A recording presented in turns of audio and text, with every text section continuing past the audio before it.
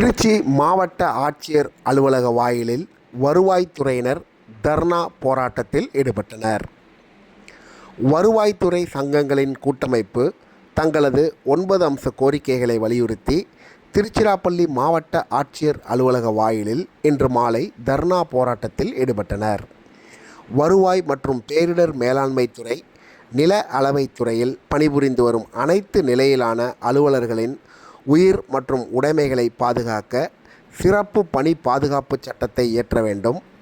அனைத்து நிலை அலுவலர்களுக்கும் மேம்படுத்தப்பட்ட ஊதியம் மற்றும் தனி ஊதியம் உடன் வழங்க வேண்டும்.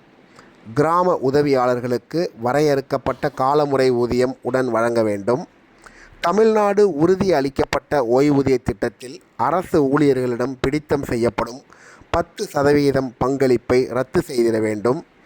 கருணை அடிப்படை பணி நியமனத்திற்கான உச்சவரம்பு 5% என குறைக்கப்பட்டுள்ளதை ரத்து செய்து ஏற்கனவே இருந்ததைப் போல 25% நிர்ணயம் செய்திட வேண்டும். பணியின் போது உயிரிழக்கும் கிராம உதவியாளர்களின் வாரிசுகளுக்கு கல்வி தகுதியின் அடிப்படையில் உரிய பணியிடம் வழங்க வேண்டும்.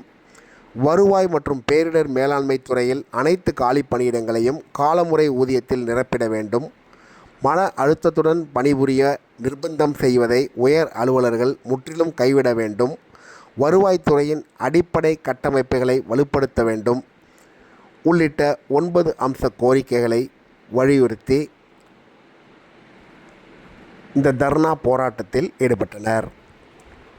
மேலும் தமிழ்நாடு அரசு பணியாளர் தேர்வாணையத்தின் மூலம் தேர்வு செய்யப்படும் கிராம நிர்வாக அலுவலர்களின் கல்வி தகுதியை பட்டப்படிப்பாக நிர்ணயம் செய்திட வேண்டும் எனவும் கோரிக்கை வைத்தனர்.